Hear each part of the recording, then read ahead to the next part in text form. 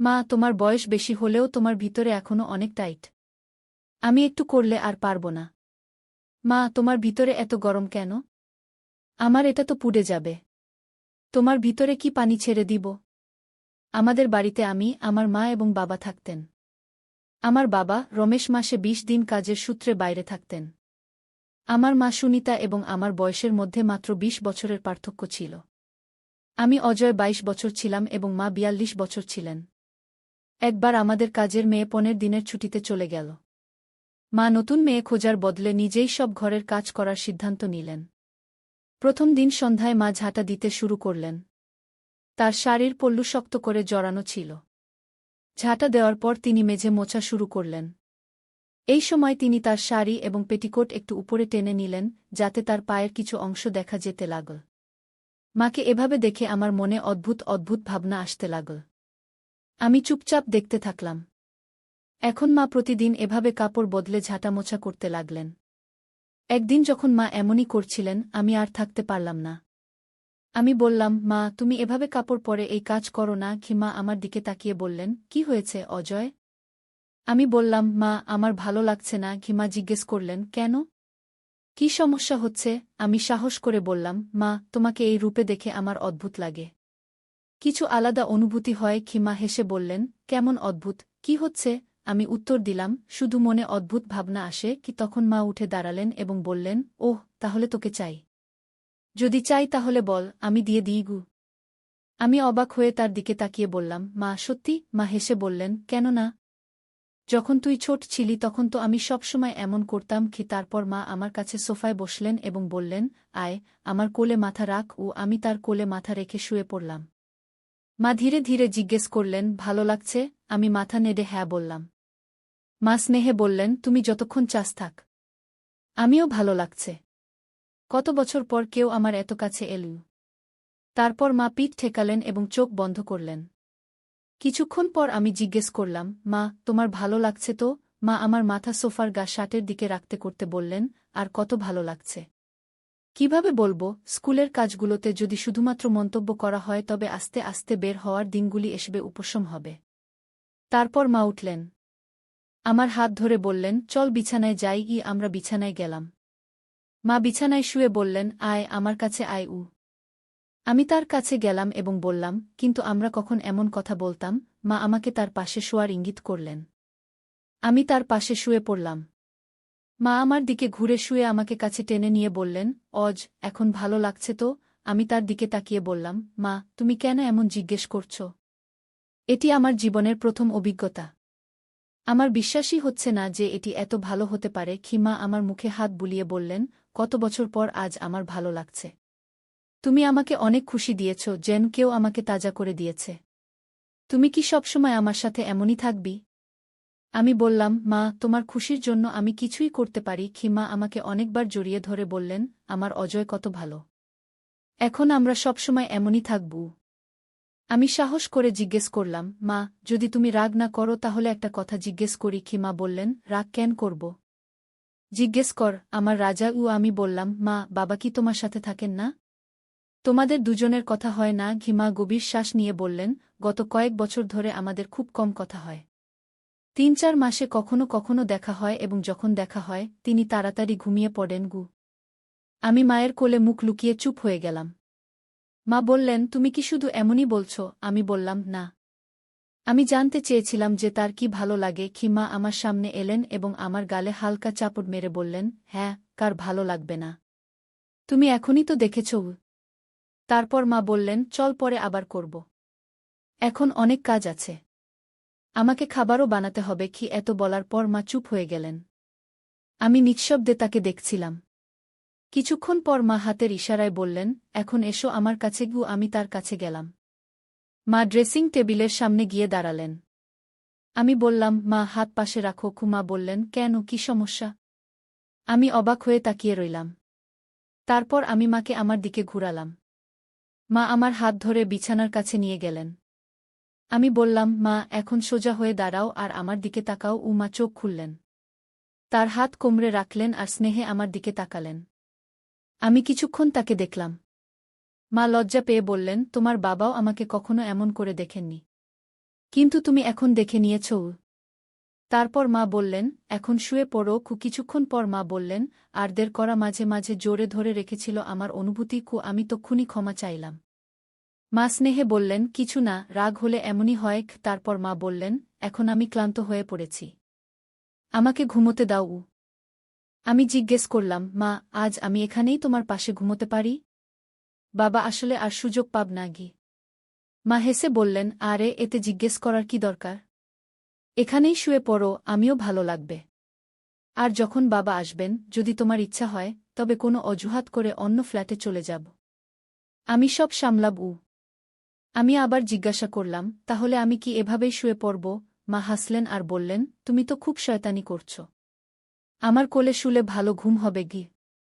আমি আবার জিজ্ঞেস করলাম, সত্যি বলছি? মা আমাকে কাছে টেনে বললেন, হ্যাঁ, মাঝে মাঝে তোমার বাবারও এমন ইচ্ছা হয়। তখন আমি তাকে কেউ একই কথা বলি কি। তারপর মা আমাকে স্নেহে আদর করতে লাগলেন। কিছুক্ষণের মধ্যেই আমার ঘুম এসে গেল। কিছু সময় পর আমার চোখ খুল। ঘড়িতে দেখলাম 3 ঘণ্টা কেটে গেছে।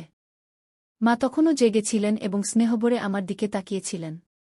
মা প্রশ্ন করলেন, ঘুম পূর্ণ হয়েছে? আমি বললাম, না, কিন্তু আপনি এখনও জেগে আছেন কি? মা আমার গালে হাত বুলিয়ে বললেন, আমার ঘুম আসেনি, শুধু তোমাকে দেখছিলাম গু। মা বললেন, চল আবার থাপড়ি দিয়ে ঘুম পাড়াই। আমি হেসে বললাম, ভালো। দেখো না মা গু।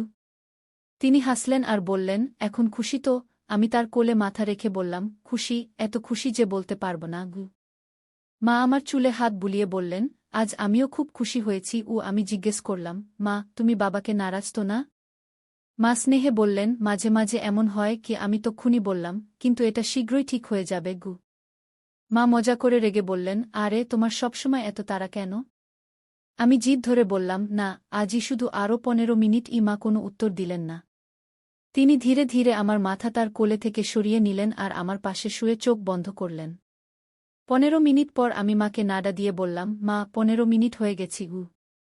মা চোখ খুলে বললেন, চল, যেমন তুমি চেয়েছ তেমনই হলো। কিন্তু তুমি জেদি হয়ে গেছ। এখন তোমার এতে অভ্যাস হয়ে গেছে গু। মা বললেন, আমি শুধু এভাবেই শুয়ে থাকব। তুমি যেতে পারো। তারপর তিনি লাইট বন্ধ করে দিলেন আর চোখ বন্ধ করলেন। আমি জিজ্ঞেস করলাম, মা, তোমার কি বাবার সাথে প্রতারণা করার মতো লাগছে না? মা বললেন, অজয়, যা হয়ে গেছে তা হয়ে গেছে। এখন সে কথা ভেবে কি লাভ? আর হ্যাঁ, আমার প্রতারণা করার মতো লাগছে, কিন্তু আমি আর কারো সঙ্গে কিছু করিনি। শুধু আমার আদরের ছেলের সাথে আছি। এখন আমার কিছু খারাপ লাগছে না। এখন ঘুমো, আমিও ঘুমোব গু। আমি বললাম, মা, আমার আরও একটি ইচ্ছা আছে, কিন্তু বুঝতে পারছি না কিভাবে বলব। মা বললেন, হ্যাঁ বলো। আমি বললাম, আমি আসল অভিজ্ঞতার সাথে একবার আসল মাকে দেখতে চাই। মা বললেন, এটা কঠিন, কিন্তু অসম্ভব নয়। যখন বাবা আসবেন তখন দেখে নেব। যাই হোক, তিনি ড্রিঙ্ক করতে পছন্দ করেন। আমি তাকে একটু বেশি পান করাব। তারপর যখন আমরা কথা বলব তুমি দেখে নিও। এতে তার কিছু বুঝতে পারবেন না। হালকা আলো রাখব যাতে তোমাকে ভালোভাবে দেখা যায়। আমি বললাম, ওহো মা, কি চালাকি করেছ? মা বললেন, কিন্তু যখন বাবার সাথে কথা হবে তখন তুমি না গিয়ে। সত্যিই আমি খুব খুশি। আমার সমস্যার সমাধান হয়ে গেছে। কিন্তু তুমি খুশি দেখাচ্ছ না কেন? রাধা বলল, আমি চেষ্টা করেছি, কিন্তু কিছু হচ্ছে না। আমি এখন মনোযোগ দিয়ে তাদের কথা শুনতে লাগলাম। মা বললেন, রাধা, আমাকে এখনও কোনো সম্মান দেওয়া হয় না? রাধা জিজ্ঞেস করল, সত্যি? মা বললেন, হ্যাঁ, তারা একবার বলে, কিন্তু তারপর 2-3 মিনিটের মধ্যে কাজে চলে যায়। আমার খুব রাগ হয়, ভেতরে জ্বালা করে। আমি বারবার ভালোবেসে মানানোর চেষ্টা করি, কিন্তু কোনো লাভ হয় গে। রাধা জিজ্ঞেস করল, কিন্তু সুনিতা, তোমার কোনো সমাধান তো মিলেছে? তুমি কি কোনো বন্ধুর সঙ্গে কথা বলেছ? মা বললেন, দেখো রাধা, মোবাইল তো তোমার বাড়িতেই আছে। তুমি তোমার ছেলে বিকিকে ডাকো না কেন? সে ভালো এবং তরুণ ছেলে। সে অবশ্যই তোমাকে সাহায্য করবে গে। রাধা চমকে বলল, আর তুমি কি বলছ? মনে হচ্ছে যেন তোমার নিজের কোনো অভিজ্ঞতা আছে। মা বললেন, আর সত্যিই আমি আমার অভিজ্ঞতা থেকে বলছি। আমার মনে আছে 90 দিন আগে আমি অজয়কে কিছু কাজ শিখিয়েছিলাম। সে প্রথমে একটু সংকোচ বোধ করছিল, কিন্তু পরে রাজি হয়ে গেল।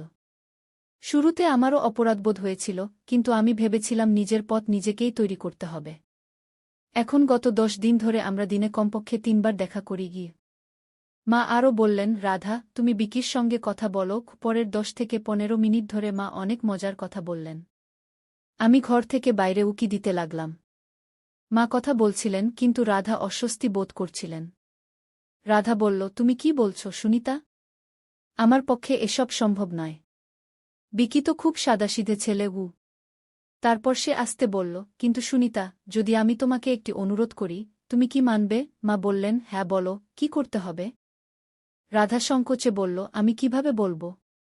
তুমি কি তোমার অজয়কে আমাকে দিতে পারো? শেষ পর্যন্ত সে তো আমার ছেলে নয়।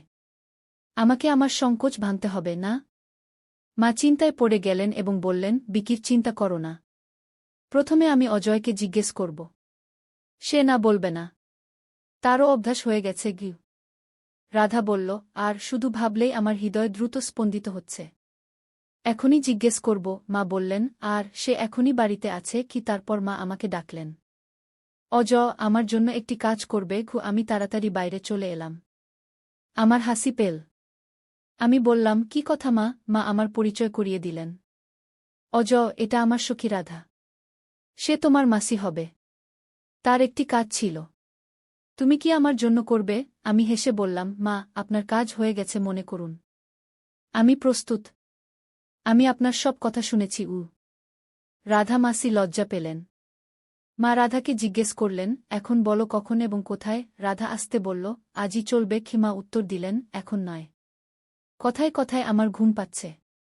কিন্তু আজ রাতেই পাঠিয়ে দেবগু। রাধা উদ্বেগ প্রকাশ করল, আজ বাড়িতে সবাই থাকবে। কাল সকালে পাঠিয়ে দাও। তখন তারা অফিসে থাকবে এবং বিকিও 3 দিনের ভ্রমণে চলে যাবে। মা সম্মতি দিলেন। রাধা মাসি যাওয়ার নামই নিচ্ছিলেন না। শেষ পর্যন্ত মা বললেন, রাধা এখন বেরো। কাল অজয় তোমার কাছে চলে আসবে। রাধা চলে গেলেন। তিনি যাওয়ার পর মা আমাকে নিয়ে মজা করলেন। অজয় রাধা মাসির সঙ্গে দেখা করার পর আমাকে ভুলে যাবে না তো? আমি মায়ের কাছে গিয়ে বললাম, তোমাকে ভুলে যাওয়া কিভাবে সম্ভব? তুমি আমার প্রথম পছন্দ। মা জিজ্ঞেস করলেন, চা খাবে? আমি হ্যাঁ বললাম। মা চা বানাতে চলে গেলেন। চা খাওয়ার সময় আমি জিজ্ঞেস করলাম, মা, রাধামাসি তোমার থেকে বড় না? তার চুল সাদা হয়ে যাচ্ছে। মা বললেন, বেশি নয়। মাত্র 2-3 বছর বড় হবে। আমি বললাম, কাল যখন তার সঙ্গে দেখা করব সে বৃদ্ধ দেখাবে। মা বললেন, বয়স বেশি হলে কি? সে তার স্বাস্থ্য ভালো রেখেছে। তুমি হ্যাঁ করে দিয়েছ। এখন দেখো, যদি পছন্দ না হয় তবে আবার যেও না। আমরা কথা বলছিলাম, এমন সময় মায়ের ফোন বেজে উঠল। রাধার ফোন ছিল। রাধা বললেন, এখনই আসবে কি অজয়? মা স্পিকারে হাত রেখে আমাকে জিজ্ঞেস করলেন। রাধা জিজ্ঞেস করছে, এখনই আসবে? আমরা তো এখনই কথা বললাম। আমি হেসে বললাম, আমার কোনো সমস্যা নেই। কিন্তু চাচা এবং বিকি? রাধা বললেন, চাচা হঠাৎ ভ্রমণে চলে গেছেন এবং বিকি তার বন্ধুর বাড়িতে রয়ে গেছে। আমি বললাম, ঠিক আছে মা, বলে দাও আমি 15 মিনিটে পৌঁছে যাচ্ছি। মা ফোনে বললেন, তার কোনো সমস্যা নেই।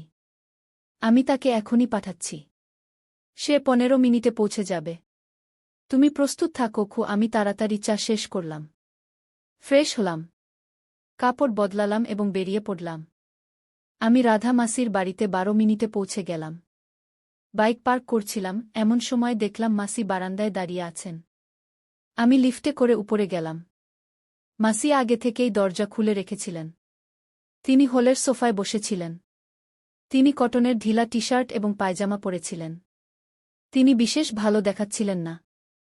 আমি তার কাছে গেলাম। মাসি বললেন, আরও দরজা তো বন্ধ করো।